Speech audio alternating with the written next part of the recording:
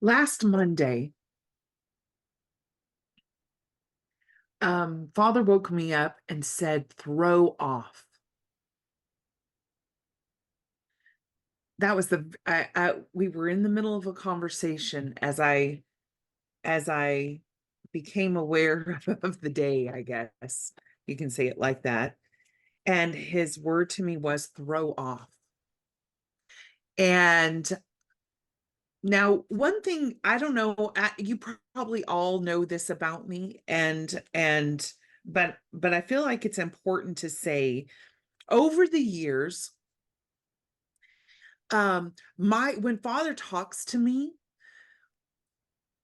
for the most part, and I'm not saying it from a rote place, but from a living breath place, my go-to is always to sit with Father in whatever he's telling me. I don't go to researching it. I don't go to looking it up in scripture. I don't go to any of those things. I sit in the presence of Father.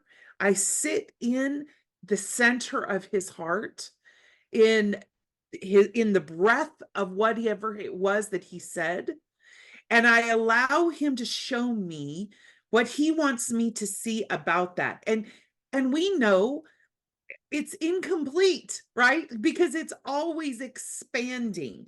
It's always enlarging and expanding from within us.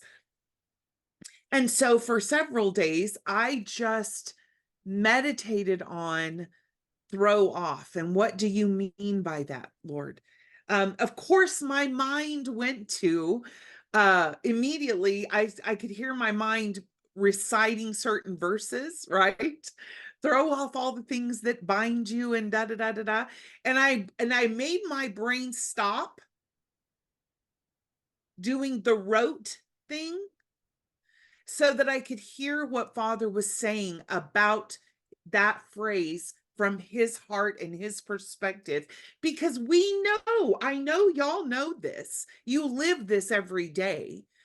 But when Father says something to you, it's never, ever usually from the place of what you've already known and experienced, right? It's always he brings something up because he wants you to discover something new about it that you've not understood from his nature and character, from the resurrection realities place, from the big new beginnings, that it is finished. I started a whole bunch of new stuff that I want you to know about.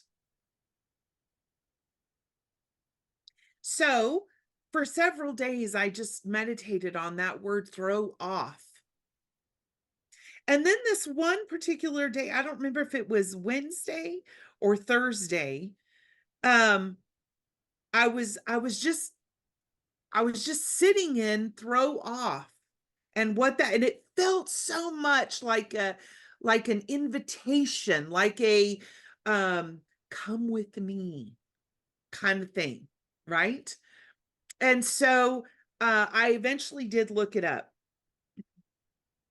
Now, that word throw off in the Webster's dictionary, listen to this.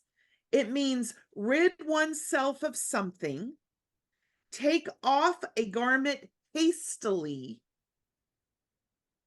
Loved that word. To free oneself from, or to cause, now listen to this, listen carefully, to cause to depart from an expected course, expected course, or desired course. And I thought that was really fascinating because so much of what we've read, even in the Bible, how it has been translated for us, as well as how we've been taught what each of those things and verses and words and stories and pictorial events, what they mean. We have a set expectation of one, what that means, not only globally, but how that's going to play out for me, right? How, what that means for me. Even if I assign a definition of a good expectation. And I'm not saying that we should expect bad. I'm not putting a bad or good metric to it.